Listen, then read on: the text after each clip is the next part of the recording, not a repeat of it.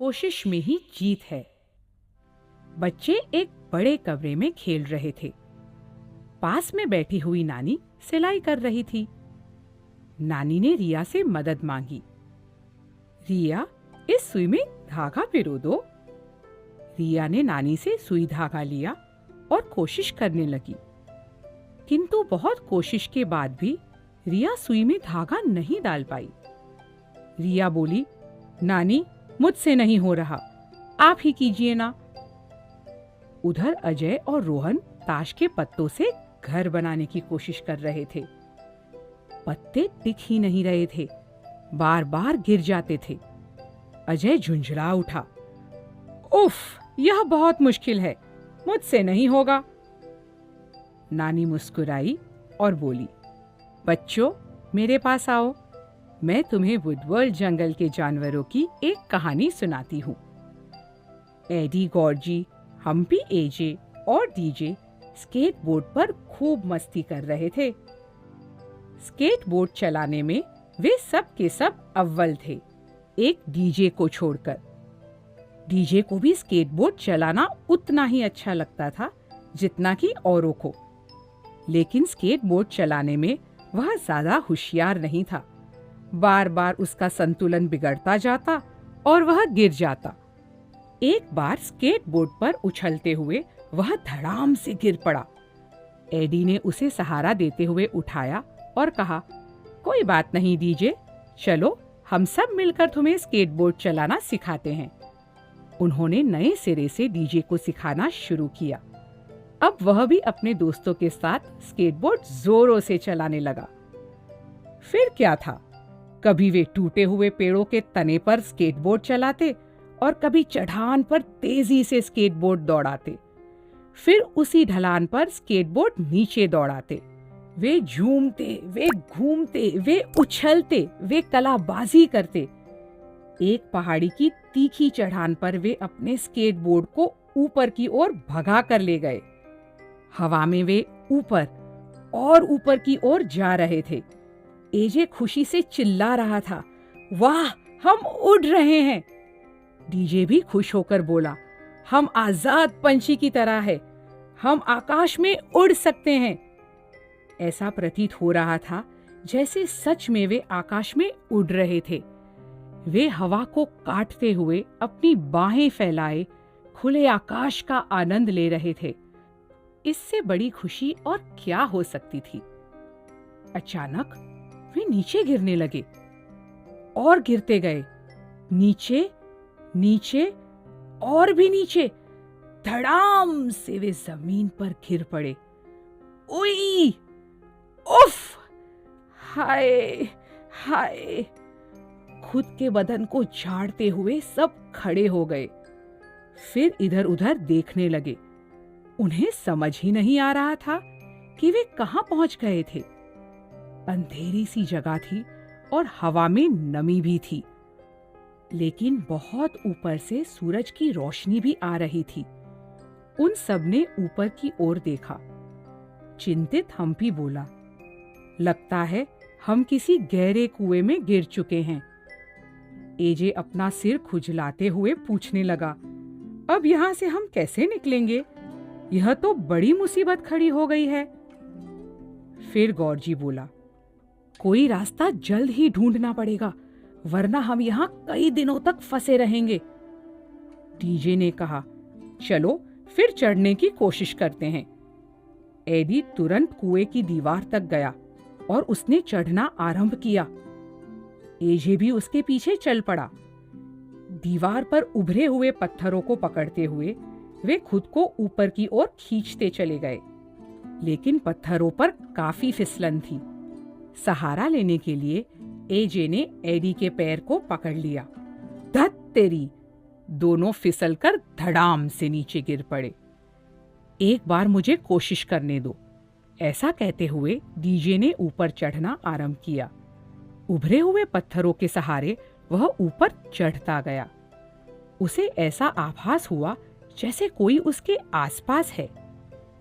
DJ ने इधर उधर देखने की कोशिश की। अचंभा! सोचो तो, वहां कौन था? वह था मकड़ी जाति वाला मकड़ू। एक समय था जब पांचों दोस्त मकड़ू से बहुत डरते थे, लेकिन मकड़ू को डीजे की आवाज बहुत पसंद थी और उसने डीजे को अपना गुरु बना लिया था। चौंका हुआ डीजे बोल उठा, मकड़ू, तुम यहाँ क्या कर रहे हो? मकड़ू की सांस चढ़ी हुई थी। वह बोला, अरे गुरुजी, आप और यहाँ? ठहरिए, मैं चढ़ने में आपकी मदद करता हूँ। मकड़ू ने अपनी पूरी ताकत से डीजे को धक्का देना शुरू किया। छोटे से मकड़ू के लिए डीजे बहुत भारी था। दोनों की पकड़ ढीली पड़ गई। वे दोनों धड़ाम से नीचे जमीन पर गिर गए। डीजे ने कहा, अरे मकड़ू, मेरे कारण तुम भी नीचे गिर गए, मुझे माफ कर दो। उत्तर में मकड़ू बोला, कोई बात नहीं सर, मैं पहली बार थोड़े ही गिरा हूं। पिछले 4 दिनों से मैं यहाँ फंसा हुआ हूँ।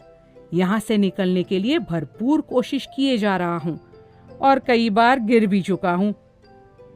एडी आश्चर्यचकित होकर बोला, 4 दिन? लेकिन पहले यह बताओ कि तुम यहाँ पहुंचे कैसे? मकड़ू ने समझाया, मैं पहाड़ी पर खेल रहा था। तेज हवा आई और मुझे उड़ाकर यहाँ गिरा गई। दुखी मन से गौरजी बोला, और हम स्केटिंग करते हुए यहाँ आ गिरे।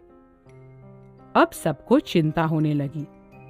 एजे ने हताश स्वर में कहा, जब इतनी कोशिशों के बाद मकड़ू सफल नहीं हुआ, तब हम कैसे सफल हो पाएंगे? अब कुछ नहीं हो सकता। एजे की बात से मकड़ू सहमत नहीं था। वह बोला, मैं हार मानने वाला नहीं हूं। मेरा इरादा पक्का है। मुझे यहां से बाहर निकलना ही है। मैं तब तक कोशिश करता रहूंगा जब तक मैं सफल नहीं हो जाऊं, फिर चाहे मुझे 1,00,000 बार कोशिश क्यों न करनी पड़े। एडी, हम्पी, गौरजी, एजे और डीजे मकड़ू की हिम्मत और पक्के इरादे से बहुत प्रभावित हुए। वे सब एक दूसरे के पास आए। एक दूसरे के कंधे पर हाथ रखकर सबने साथ कहा, हम हैं अद्भुत 5। अगर हम कुछ करना चाहेंगे तो हमें कोई भी रोक नहीं सकता। जोश से भरकर वे दोबारा कोशिश करने के लिए तैयार हुए।